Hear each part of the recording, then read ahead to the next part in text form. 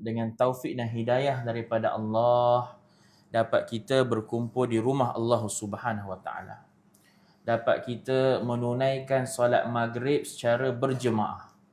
Ini merupakan satu nikmat daripada Allah Taala. Dan kita kena mensyukuri atas nikmat itu. Allah sendiri bagi tahu dalam Quran kan, la in syakartum la azidannakum. Sekiranya kalian bersyukur, maka aku akan tambahkan bagi kalian. Hari ini tambah kat sini apa yang kita faham? Kita selalu faham tambah ni 1 tambah 1 2. 2 tambah 2 4. Itu yang kita faham tambah. Bagi 1 dapat 10, yang tu kita tahu. Tapi tambah kat sini ulama bagi tahu bukan semata-mata kuantiti saja. Bukan semata-mata kuantiti. Satu ia kuantiti, Allah akan tambah. Yang kedua, ulama bagi tahu tambah kat sini Allah akan tambahkan keberkatan dalam rezeki itu. Sekiranya kita bersyukur atas satu nikmat. Alhamdulillah hari ini dapat makan, dapat rezeki sekian-sekian. Kita syukur atas nikmat itu, Allah letakkan keberkatan dalam rezeki yang kita dapat. Apa maksud berkat? Sedikit, cukup, banyak, banyak tidak membazir dan boleh kongsi ramai-ramai. Itu keberkatan. Walaupun sedikit. Kalau kita tengok orang hari ni, kehidupan orang kadang beza-beza. Ada yang mana gaji Masya Allah puluh-puluh ribu, tapi tak pernah cukup dia kata. Tapi orang yang gaji berapa? Kadang-kadang gaji basic saja bulan-bulan. Tapi Alhamdulillah hidup dia cukup, gembira. Hari-hari dapat makan, hari-hari dapat gembira dengan keluarga. Jadi kena ingat, rezeki bukan pada kuantiti semata-mata. Kita nak kepada keberkatan itu. Yang ketiga, ulama bagi tahu tambah dekat sini adalah dari segi amalan kita. Maka Alhamdulillah hari ini kita datang dapat solat maghrib berjemaah di rumah Allah Ta'ala. Kita syukur kerana Allah beri kita taufik dan hidayah dapat datang solat maghrib di masjid. Kita syukur atas itu. Tambah kat sini ulama beritahu apa? Esok hari Allah SWT akan bagi taufik dan hidayah yang sama untuk datang semula untuk tunaikan solat maghrib berjemaah. Dapat istiqamah atas amalan tersebut. Hari ini dapat datang ke masjid, Alhamdulillah, syukur Allah dapat datang ke masjid. Esok insya-Allah Allah akan bagi dia kekuatan lagi untuk dia datang lagi ke masjid. Itu nama. Tambah kat sini. Allah bagi dia kekuatan, taufik dan hidayah untuk dia istiqamah atas amalan tersebut. Apa saja amalan? Baca Quran, zikir, dapat kena syukur kadang-kadang. Alhamdulillah hari ini saya dapat zikir. Alhamdulillah hari ini dapat baca Quran. Dia syukur atas satu-satu amalan tersebut, maka akan datang Allah akan bagi dia taufik dan hidayah untuk dia istiqamah dalam amalan tersebut. Alhamdulillah, tuan-tuan dan puan-puan yang dimuliakan oleh Allah Subhanahu Wa Taala sekalian, kita telah memasuki satu tahun yang baru dalam Islam. Mungkin kalau orang yang tak tahu dia terkejut, tahun baru? Apa tahun baru? Ni baru Jun Ustaz. Tahun baru apa pula dia kata? Kadang-kadang orang tak tahu. Dalam Hijri kita dah berubah. Dah masuk tahun baru dalam Hijri. Daripada 1447 jadi 1448. Ni kalau kita keluar tanya random orang, berapa tahun Hijri? Hijri 1440 kot. Jauh sangat 1440. Kalau kata 1447, angle lagi lah, okey lagi lah. Maksud dia at least dia setahun tak tukar lagi dia kata. Jadi Alhamdulillah pun satu nikmat yang besar daripada Allah Subhanahu Wa Taala, dan kita berada di satu bulan yang sangat mulia, bulan Muharram, bulan yang pertama dalam tahun Islam. Sebagai mukadimah kita ambil sedikit sebanyak. Sebab apa? Sebab di hadapan kita ni satu amal yang besar dalam sejarah Islam. Mungkin ada ustaz-ustaz sebelum ni dah pernah bagi tahu, tapi kita hanya ingatkan diri sendiri. Saya ingatkan diri saya sendiri juga. Kita berkongsi ramai-ramai. InsyaAllah di hadapan kita ni ada satu sambutan yang besar dalam agama Islam, dalam syariah kita, iaitu pada tarikh 10 Muharram. Tarikh 10 Muharram ni ada amal yang besar dalam agama kita, iaitu disunatkan kita berpuasa pada 10 Muharram. Sebab itu adalah sunnah baginda sallallahu alaihi wasallam. Daripada mana datangnya itu? Tuan-tuan dan puan-puan, dia bermula apabila baginda berhijrah. Apabila baginda hijrah daripada Mekah ke Madinah. Apabila Rasulullah sampai dekat Madinah waktu tu ada puak-puak Yahudi. Ada orang-orang Yahudi dekat Madinah. Jadi Rasulullah tengok dekat Madinah ni, orang Yahudi dekat Madinah ni, bila sampai je tarikh 10 Muharram, mereka akan berpuasa. Ini orang Yahudi. Sampai 10 Muharram mereka berpuasa. Jadi Rasulullah tanya pada mereka, kenapa kalian berpuasa pada 10 Muharram ini? Maka apa orang Yahudi, apa yang mereka jawab? Mereka kata, pada hari ini, pada tarikh ini, 10 Muharram ini, adalah hari yang mana Allah Subhanahu Wa Taala telah selamatkan Nabi Musa daripada Fir'aun. Tu. Yang peristiwa yang kita tahu dalam sirah Nabawi, sirah Anbiya, sirah para Nabi. Nabi Musa buat keluar puak Bani Israel daripada Mesir, buat lari mereka daripada Fir'aun. Fir'aun kejar daripada belakang. Sampai dekat Laut Merah, maka Allah SWT perintahkan Nabi Musa untuk ketuk, menggunakan tongkat, maka terbelah laut. Dan Allah SWT selamatkan Nabi Musa. Peristiwa itu berlaku pada 10 Muharram dan setengah riwayat. Jadi tanda kita mensyukuri. Orang Yahudi ni, mereka ni keturunan Bani Israel. Jadi mereka kata apa? Tanda kami mensyukuri hari ini, jadi kami berpuasa pada 10 Muharram. Untuk tanda kita bersyukur Allah SWT telah selamatkan Nabi Musa daripada Fir'aun. Jadi sebab tu mereka berpuasa 10 Muharram. Betul Rasulullah pula dia kata apa? Bila mana Rasulullah dengar perkataan ini, sebab apa mereka berpuasa, Rasulullah kata apa? Nahnu ahakku. Hal gitu kami lebih berhak berpuasa. Sebab Nabi Musa tu saudara saya. Nabi Muhammad kata Nabi Musa tu saudara saya. Seorang Nabi dengan seorang Nabi yang lain, mereka ni bersaudara. Kamu bersyukur kerana Nabi Musa diselamatkan, itu saya pun kena puasa jugalah. Saya pun kena bersyukur juga, dia kata. Jadi sejak daripada tu Rasulullah pun berpuasa. Setiap sampai 10 Muharram, baginda akan berpuasa. Dan baginda letak lagi kelebihan. Barang sesiapa yang berpuasa pada 10 Muharram, maka ghufira lahu ma taqaddama min dhanbihi, akan diampunkan setahun dosanya yang lepas. Setahun dosa yang lepas akan diampunkan oleh Allah Ta'ala. Besarnya kelebihan. Puasa satu hari, ampun dosa setahun. Kalau kita manusia, perkiraan manusia, kalau satu hari, puasa satu hari lah ampun dosa. Betul? Ni perkiraan manusia. Tapi Allah ni maha penyayang. Allah maha pemurah. Puasa satu hari, bukan satu hari ampun dosa. Puasa satu hari, 1 tahun Allah nak ampunkan dosa kita. Allahu Akbar. 1 tahun yang lepas dosanya diampunkan oleh Allah Ta'ala. Jadi alangkah ruginya kalau kita tak rebut peluang ini di hadapan kita. Dan ulama telah sepakat dosa yang kat sini adalah dosa-dosa yang kecil. Manakala dosa-dosa yang besar tetap berhajat kepada taubat kepada Allah Ta'ala. Cuma dengan dosa-dosa kecil kita diampunkan oleh Allah Ta'ala, maka dosa besar lagilah senang untuk Allah ampunkannya nanti. Dan di akhir hayat baginda, sebelum tahun Rasulullah wafat, Rasulullah berkata, sekiranya aku hidup lagi pada tahun hadapan, mana tahun hadapan tu Rasulullah tak hidup, Rasulullah dah meninggal dunia dah pada tahun hadapan, nescaya aku akan berpuasa pada tarikh 9-nya sekali. Sebab apa? Ulama bagi tahu, sebab Nabi Muhammad ni dia tak nak syariah dia ni sama dengan agama yang lain. Dia punya ni special. Ya, orang Yahudi mereka puasa 10 Muharram saja. Jadi dia nak berbeza dengan orang Yahudi. Tak usah puasa 10 Muharram saja. Jadi Rasulullah kata puasa 9-10. Atau 10-11. Jadi ulama fiqh buat perbahasan cara nak puasa 10 Muharram ni macam mana? Ada 3 cara nak puasa. Tuan-tuan boleh amal. Mana tuan-tuan nak amal, tuan-tuan boleh amal. Yang paling top sekali 3 hari direct. Ada dalam perbahasan 3 hari direct. 9, 10, 11 Muharram. 3 hari direct boleh puasa. Yang kedua, 2 hari. Sama ada 9, 10 atau 10, 11. 2 hari boleh puasa. Yang ketiga, tu yang last dah tu. 10 sahaja. Tu orang kata, tak buat cetong kata. Orang yang tak akhir.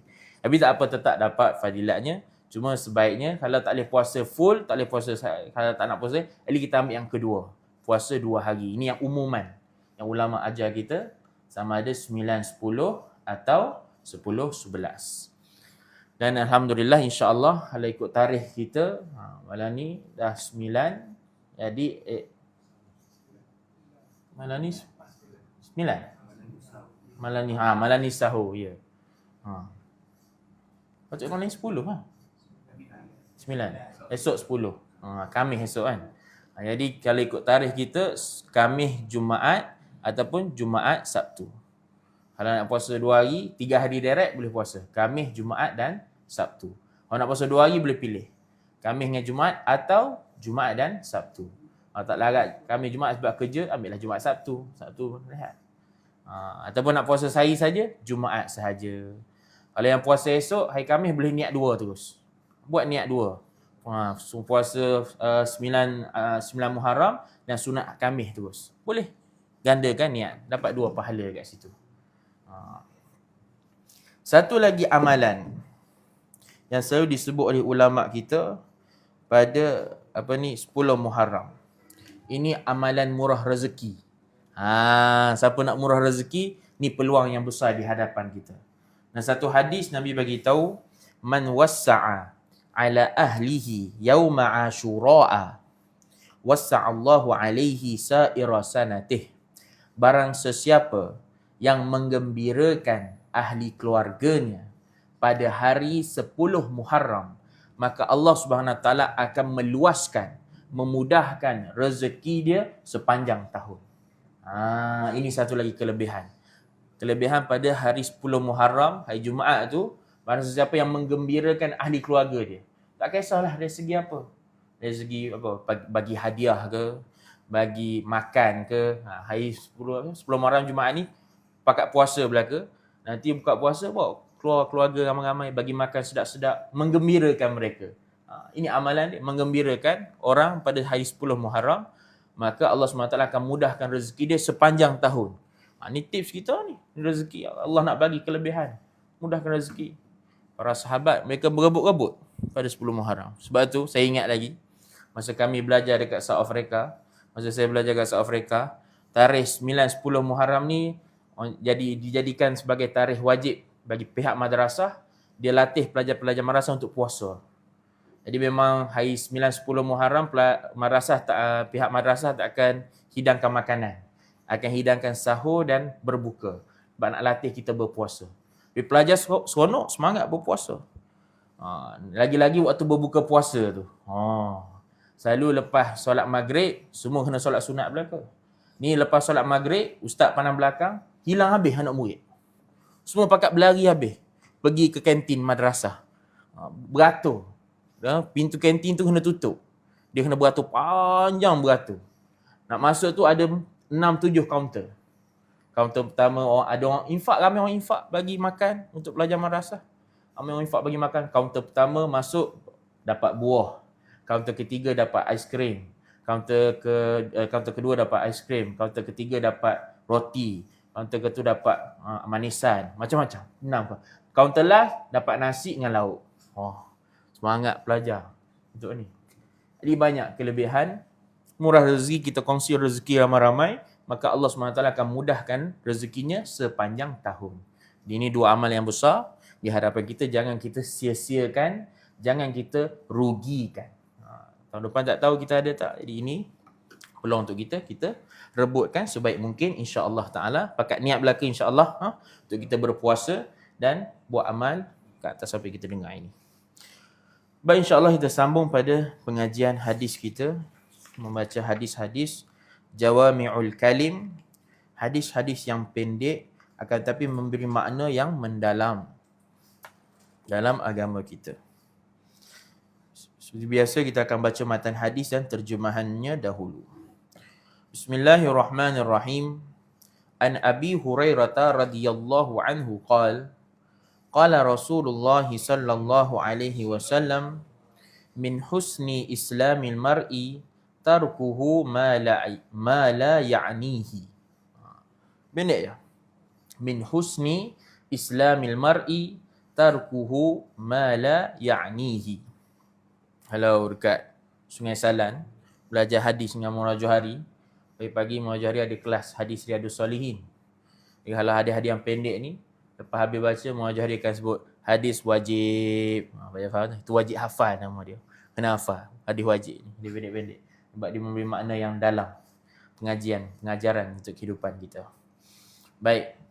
Daripada Abu Hurairah radhiyallahu anhu katanya, Rasulullah sallallahu alaihi wasallam telah bersabda, di antara kesempurnaan Islam seseorang ialah dia meninggalkan sesuatu yang tidak berkaitan dengannya. Saya ulangi. Daripada Abu Hurairah radhiyallahu anhu katanya, Rasulullah sallallahu alaihi wasallam telah bersabda, di antara kesempurnaan Islam seseorang ialah dia meninggalkan sesuatu yang tidak berkaitan dengannya. Atau terjemah lain, yang tidak berfaedah baginya.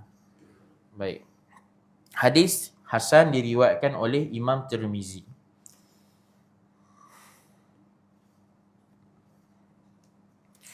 Hadis ini mengajarkan kepada kita bagaimana untuk kita menjalani kehidupan kita sebagai seorang Islam. Sebagai seorang Islam. Sebab kehidupan kita kat dunia ni ada maksud hidup. Ada tujuan hidup. Ni pun guru kami Maulana Johadi dia pernah bagi tahu. Dan kehidupan kita ni ada 3 perkara yang kita kena jaga. Yang pertama, maksud hidup. Yang kedua, tujuan hidup. Dan yang ketiga, keperluan hidup. Ini 3 perkara. Sekiranya kita meletakkan di tempatnya, maksud hidup kita letakkan di tempatnya, tujuan hidup kita tahu tujuan hidup kita, dan keperluan hidup kita tahu keperluan hidup kita, maka kita akan menjalani kehidupan ini dengan tenang. Tidak akan sesat. Hari ini setengah orang dia tak tahu apa maksud hidup dia.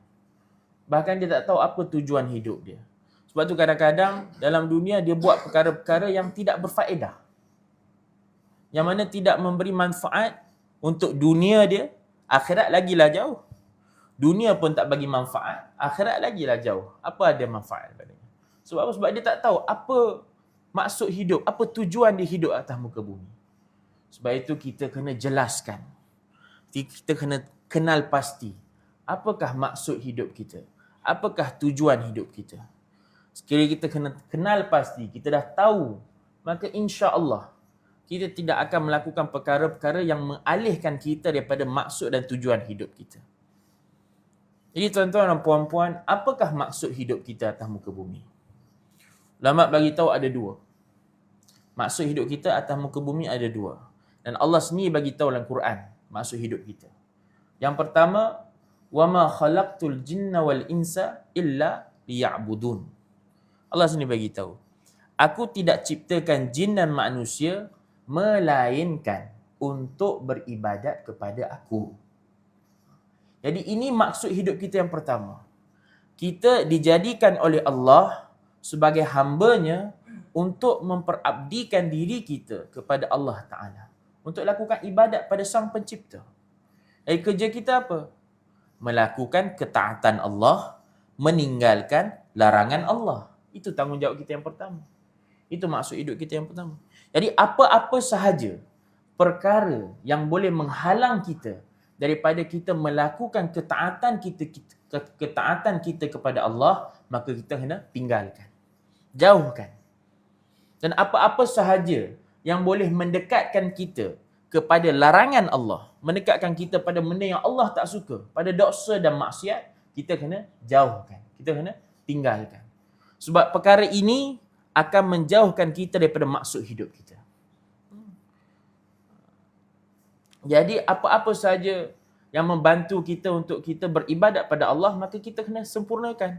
Kita kena lakukan. Ibadat. Antara ibadat yang paling besar sekali apa? Yang pertama sekali apa? Solat. Macam mana kita nak jaga solat 5 waktu? Usahakan solat 5 waktu kita. Nah, apa-apa sahaja benda yang boleh halang kita untuk melakukan solat, kita kena tinggalkan. Contoh selalu yang jadi isu, pekerjaan.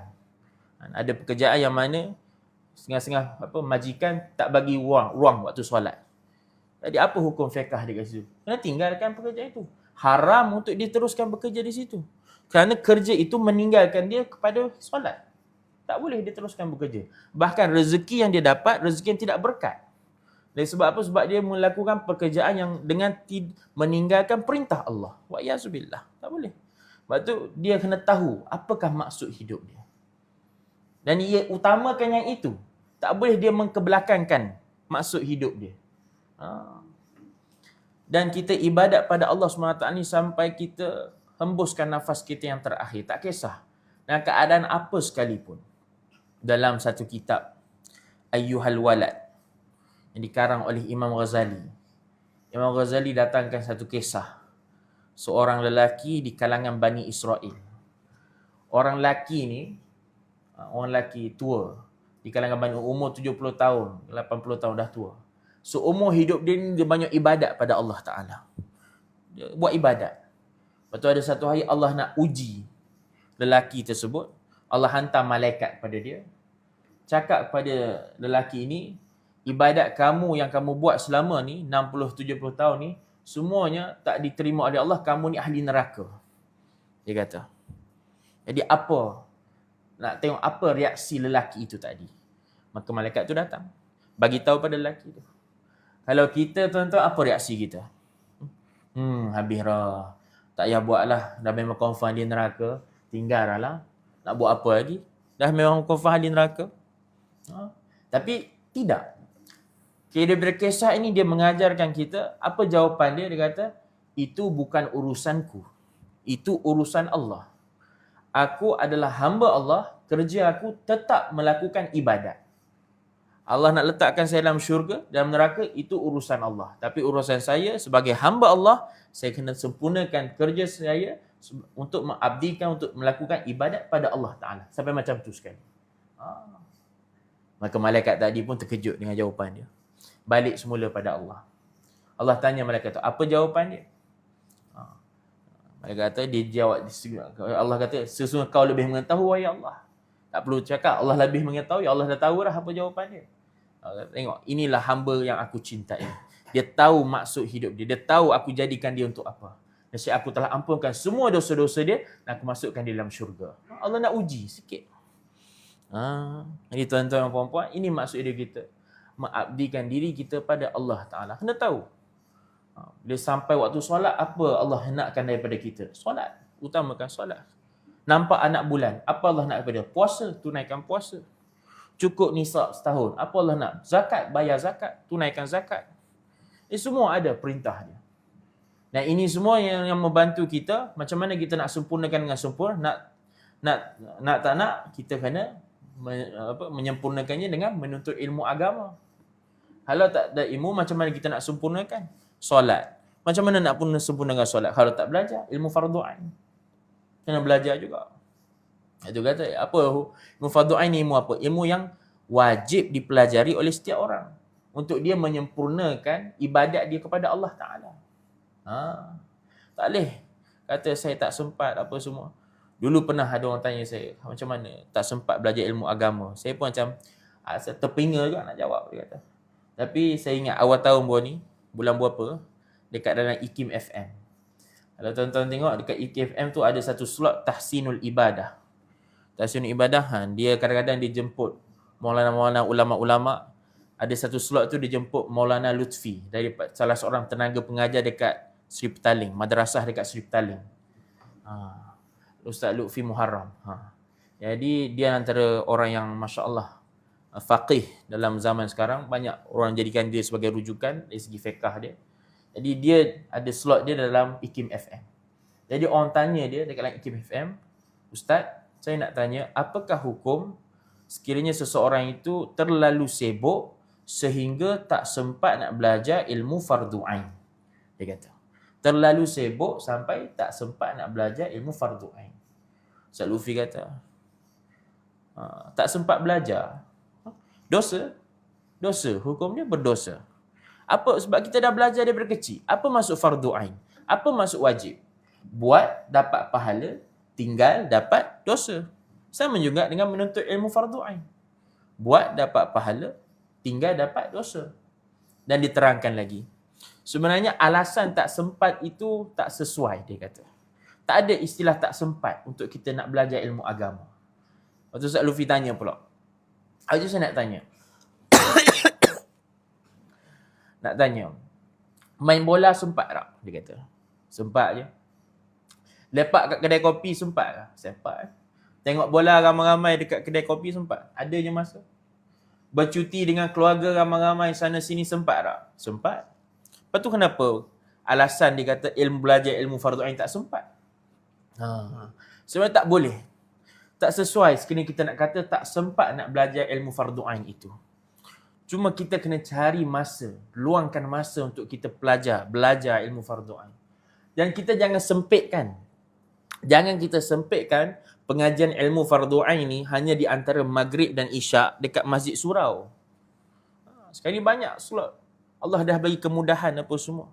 Gunakan platform yang betul. Cari tempat yang betul untuk kita menyempurnakan pengajian ilmu fardu ain kita. Barulah kita dapat menyempurnakan tanggungjawab kita kepada Allah sebagai hamba.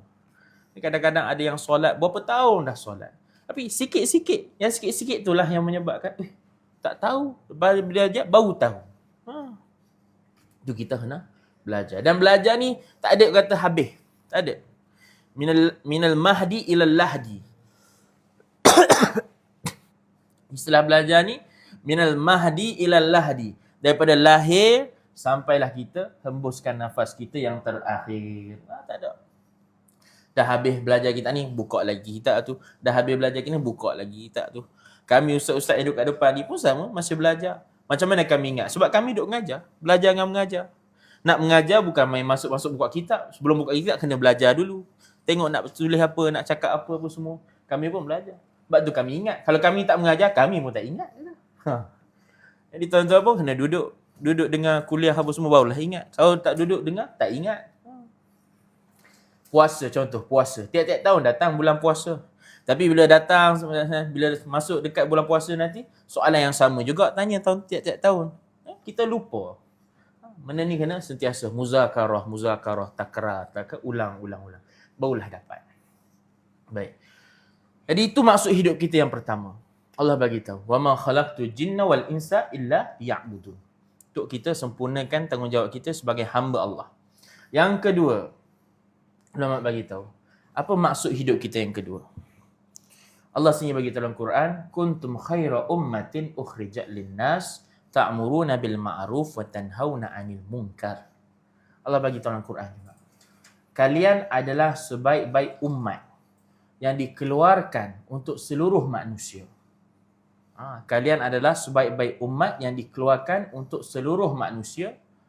Ta'muruna bil ma'ruf wa tanhauna 'anil munkar, mengajak manusia pada kebaikan, mencegah manusia daripada kemungkaran. Ini juga tanggungjawab kita sebagai umat Nabi Muhammad sallallahu alaihi wasallam.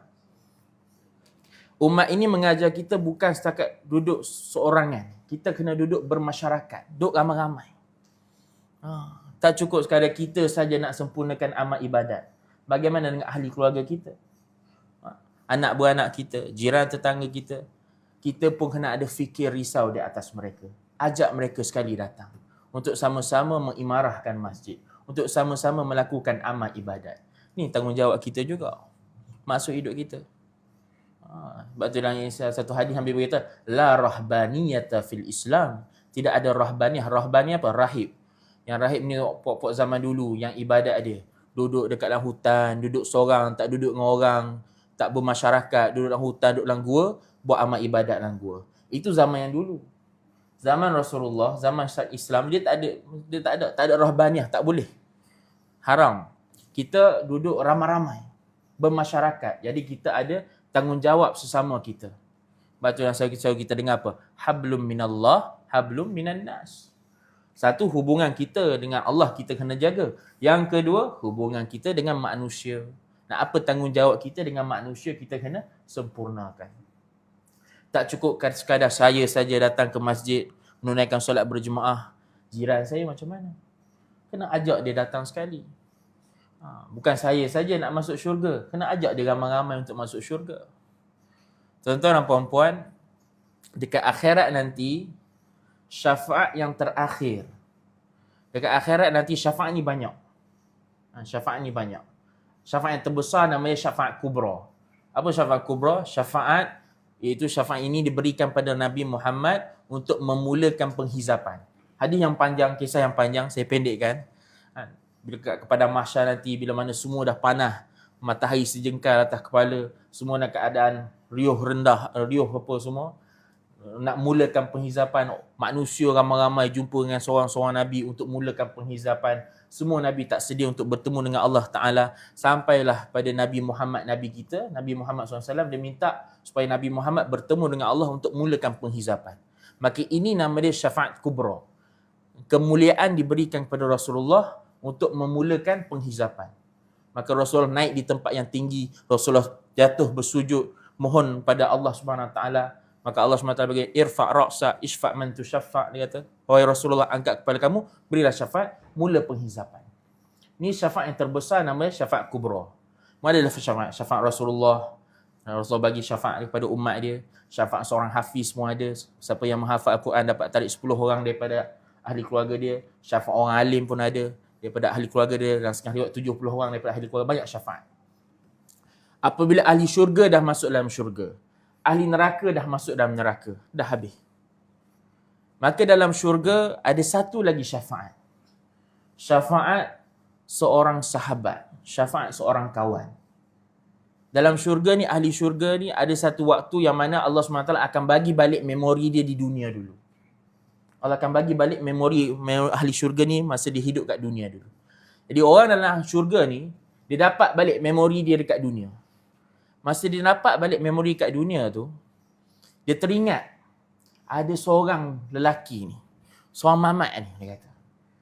Dia dulu kat dunia ni selalu ajak saya pergi masjid, dia kata. Dia ni selalu buat baik dengan saya.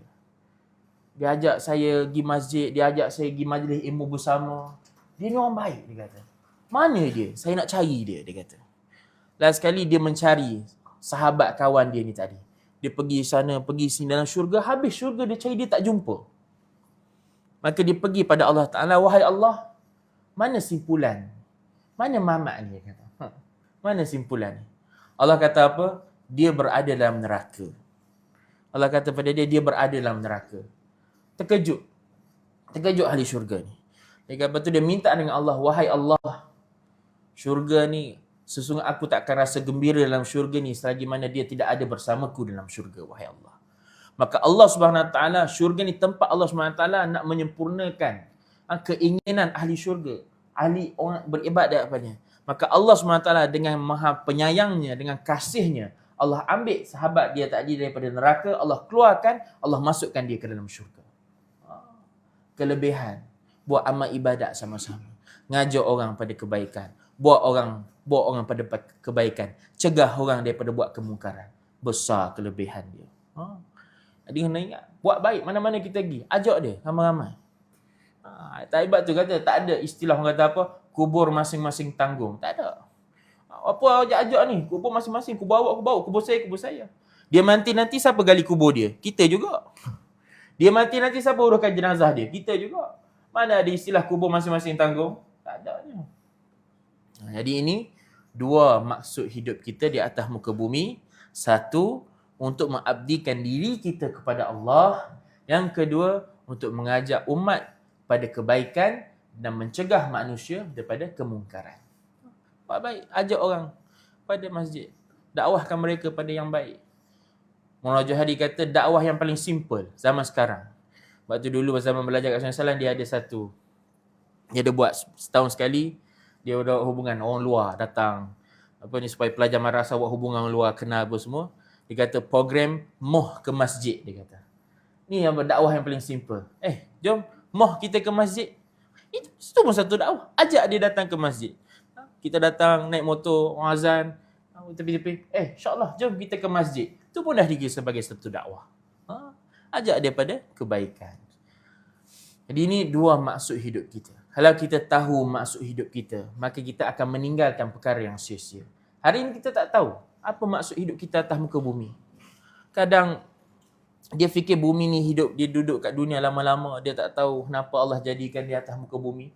Itu yang kadang-kadang kait dengan perkara yang tak faedah, perkara-perkara yang mungkar, perkara-perkara yang lalai. Sebab dia tak tahu. Sebab tu satu lagi ulama bagi tahu, kita kena tahu tujuan hidup kita.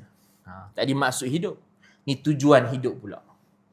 Apa maksud tujuan hidup? Tuju ni kalau bahasa Melayu apa? Tempat yang kita nak pergi. Betul? Tempat yang kita nak menuju. Jadi dalam hidup kita ni kita ada tujuan hidup kita. Jadi mana tujuan hidup kita tuan-tuan, puan-puan? Mana tujuan hidup kita? Akhirat. Itu tujuan hidup kita. Nak lagi tepat, syurga. Itu tujuan hidup kita. Kita hidup di atas muka bumi ini menuju ke mana? Menuju ke akhirat. Nak lagi tepat, menuju ke syurga, insya-Allah. Kita nak menuju ke syurga, itulah tujuan hidup kita. Kita nak menuju ke syurga Allah Ta'ala. Jadi seseorang yang ada maksud, ada tujuan hidup, ada tempat yang dia nak tuju, dia akan berhenti lama ke kat satu tempat tu? Tak. Orang nak pergi, contoh daripada Kuantan, dia nak pergi ke Kuala Lumpur. Berhenti dekat RNA Temerloh, RNA Gambang, Isi Minyak. Tapi dia nak menuju ke mana? Nak menuju ke Kuala Lumpur. Tapi dia akan berhenti sekejap kan, untuk isi minyak, pergi tandas, makan-makan. Ada orang bina rumah kat RNA Temerloh tu? Ada? Tak ada. Ada orang kata, kita duduk lah 2-3 malam kat sini. Baru kata, ayah awak ni pelik dah kata, duduk 2-3 malam kat sini. Kenapa? Tak ada. Duduk sekejap je. Duduk sekejap, siap-siap urusan, dah. Teruskan menuju ke Kuala Lumpur. Itu tujuan kita. Jadi ulama bagi tahu, berhenti sekejap dekat RNA itu adalah perumpamaan kehidupan kita di dunia ini. Sekejap je kita hidup kat dunia. Dunia sementara, akhirat selama-lamanya. Itu selalu kita sebut. Dunia sementara, akhirat selama-lamanya. Jadi sementara kita berhenti kat dunia ni, kita dalam satu perjalanan menuju ke akhirat. Dan kehidupan kita dekat akhirat itu, bagaimana kehidupan dia, perhentian kita dekat dunia ni lah yang menentukan bagaimana kehidupan kita ke akhirat nanti. Inilah kehidupan dunia yang menentukan bagaimana kehidupan kita dekat akhirat. Pepatah Arab bagi tahu apa? Ad-dunya khuliqat lakum wa antum khuliqtum lil akhirah. Dunia itu diciptakan untuk kamu. Dunia diciptakan untuk kita semua manusia. Akan tapi kalian manusia bukan diciptakan untuk dunia. Antum khuliqtum lil akhirah. Kalian diciptakan untuk akhirat. Kita diciptakan untuk akhirat. Dunia diciptakan untuk kita supaya kita gunakan dunia kita untuk membentuk akhirat. Itu cara dia. Hari ini kita anggap dunia ni milik kita dan kita tidak akan meninggalkan dunia ini. Tak. Dunia tempat meninggal, bukan tempat kita tinggal. Ada satu lirik nasyid tu dari Sulaiman, dia nyanyi kan. Dia kata, dunia tempat kita meninggal, bukan tempat kita tinggal. Tu betul. Dunia kita semua akan meninggalkan dunia. Bukan kita tempat kita tinggal dunia. Tempat kita tinggal kat mana? Kat syurga nanti, insya-Allah. Tapi untuk masuk syurga, macam mana? Ni yang menentukan kehidupan kita kat dunia. 3 keadaan. Kat akhirat nanti 3 keadaan. Yang pertama yang kita semua nak, insya-Allah Allah jadikan kita daripada semuanya, masuk syurga terus, insya-Allah ta'ala. Direct masuk ke dalam syurga. Ni keadaan yang pertama, yang paling top sekali. Yang kedua, keadaan kedua, masuk syurga dulu, tapi kena masuk neraka dahulu. Dia masuk neraka, kena bakar, kena habis dosa-dosa dia, kena bakar habis semua dosa, barulah masuk ke dalam syurga. Ini kita tak nak. Kata, tak apalah ustaz, masuklah neraka dulu sekejap, baru masuk syurga. Sedap dia cakap. Sedap dia kata gitu.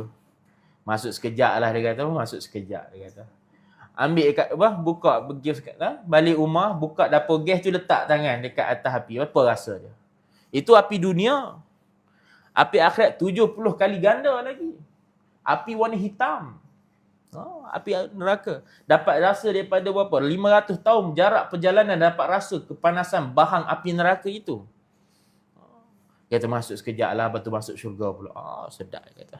Dan ini pun kita tak mau. Ya, dapat masuk syurga, tapi nak masuk neraka dulu. Kita tak mau. Dan apabila ahli neraka yang masuk dalam syurga, semua ada tanda bekas ahli neraka. Tak nak kita. Bekas banduan, istilah dia, bekas banduan. Dekat dunia pun kalau dia bekas banduan, apa orang tengok? Bekas banduan. Orang pun akan pandang sini pelik. Kat syurga nanti kita pun tak naklah jadi bekas banduan. Nak jadi ahli syurga full terus lah. Itu keadaan kedua, masuk neraka dulu, baru masuk syurga. Itu pun kita tak mau. Dan yang ketiga, wa'iyyazubillah, ni untuk orang yang kafir, orang mana tidak ada iman dalam hati dia, duduk dalam neraka selama-lamanya. Wa'iyyazubillah. Jadi kita nak yang pertama sekali, masuk dalam syurga terus. Tapi untuk dapat tujuan nak menuju ke situ, perjalanan yang sangat panjang. Contoh macam tadi, daripada Kuantan nak ke Kuala Lumpur, nak poket ada RM10. Lepas ke Kuala Lumpur? Lepas? Tak lepas. Minyak pun tak lepas. Ni akhir bulan budi pun habis dah ni. Tak lepas minyak. Jadi tak lepas. Begitu juga akhirat, tuan-tuan. Perjalanan yang sangat jauh. Barzah berapa lama? Mahsyar berapa lama? Sirat berapa jauh? 500 tahun menaik, 500 tahun mendatar, 500 tahun menurun. Dekat akhirat kan kita kat dunia nak berjalan, kereta nak jalan kena gunakan petrol, kena ada minyak. Dekat akhirat pun kena ada petrol nak berjalan, kena ada minyak juga. Jadi apa minyak kita, apa petrol kita dekat akhirat nanti? Amalan-amalan kita. Inilah yang tuan-tuan tengah buat sekarang semua ni. Pahala-pahala ini. Inilah yang akan menjalankan kita dekat akhirat nanti. Sebab tu ulama bagi jangan pernah, itu tujuan kita. Jangan pernah rasa cukup dengan buat amalan. Jangan kita berada dalam, orang kata apa, comfort zone. Jangan. Dari segi amalan, jangan kita berada dalam comfort zone. Kata, oh dah cukup dah ni. Dah selesa dah ni dari segi amalan. Tak boleh. Tak pernah rasa cukup. Seseorang mukmin, seorang yang beriman, dia tak pernah rasa cukup dengan amalan dia. Ini orang mukmin yang sejati. Sebab itu Imam Ghazali pernah bagi tahu dalam satu kitab dia, Ihya Ulumuddin, kata apa? Bertuahlah, beruntunglah seseorang itu, amalan dia yang hari ini lebih baik, ada peningkatan daripada amalan yang semalam. Ini orang beruntung. Ada peningkatan lah amalan dia. Contoh apa? Semalam, contoh, dapat baca Quran 1 muka surat. Hari ini dia up sikit, dapat 2 muka surat. Ini orang yang beruntung. Orang yang baik, orang yang nasib baik. Tapi rugilah, dan bahasa kasar celakalah seseorang yang mana amalan dia yang hari ini berkurangan daripada amalan yang semalam. Ni yang kita tak mau. Ada penurunan dalam amalan kita. Ni yang kita tak mau. Semalam alhamdulillah dapat baca Quran 1 muka surat. Hari ni tak baca langsung. Hari ni tak mau. Ada penurunan. Jadi memang kita stage amalan kita ni ada 3 keadaan. 3 juga keadaan. Yang pertama, menaik. Ni yang kita nak. Sentiasa menaik. Ada menaik. Kalau tak menaik, kita usahakan yang kedua, sama saja. Level yang sama. Tapi nak sampai naik tu, kena istiqamahkan dulu. Yang tu, baru kita boleh naik. Istiqamah naik. Usahakan. Tapi yang ketiga yang kita tak mau, ada penurunan dalam amalan kita ni, kita tak mau. Kena usahakan, jangan ada penurunan. Kena jaga amalan-amalan kita. Istiqamahkan, usahakan untuk jaga. Yang sikit-sikit. Banyak amalan-amalan kita boleh jaga. Solat kita, solat sunat kita, solat awabin kita, zikir kita, Quran kita. Banyak amalan-amalan kita boleh jaga. Kalau kita tak buat, alangkah ruginya kita. Sebab inilah yang akan menjamin kehidupan kita dekat akhirat nanti. Inilah yang akan membawa kita untuk tujuan kita dekat akhirat nanti. Kalau kita tak jaga baik-baik, maka alangkah rugi. Macam mana kita nak berjalan? Sekak situ. Macam apa? Jalan kat highway, minyak dah habis. Buat apa? Duduk situ, tak boleh buat apa. Kat dunia tak apa lagi, boleh call. Call apa? Call orang ke, bawa beli minyak apa semua. Kat akhirat boleh call? Tak boleh call lah. Kat akhirat lekat situ lah. Tak ada orang boleh datang tolong lah. Nafsi, sendiri-sendiri waktu tu. Iaitu tuan-tuan, perempuan yang dimuliakan Allah SWT. Balik semula pada hadis kita. Min husni islami mar'i tarkuhu ma la ya'nihi, daripada kesempurnaan Islam seseorang itu dia meninggalkan perkara yang tidak berfaedah bagi dia. Jadi apa-apa sahaja perkara yang berfaedah bagi dia di dunia dan di akhirat, itu yang dia lakukan. Manakala perkara yang tidak berfaedah, perkara yang tidak memberikan faedah manfaat bagi dia dunia dan akhirat, dunia pun tak bagi faedah, akhirat lagilah jauhnya. Kalau dunia pun tak bagi apa-apa untung, akhirat tak sebutlah, lagi jauh. Jadi untuk kita tahu, kita kena tahu maksud hidup kita. Kita kena tahu tujuan hidup kita. Untuk kita jaga amalan-amalan kita di dunia ini, melakukan perkara-perkara yang berfaedah, yang memberi faedah di dunia kita dan di akhirat kita. Supaya kita semua boleh masuk syurga Allah SWT ramai-ramai belaka insya-Allah.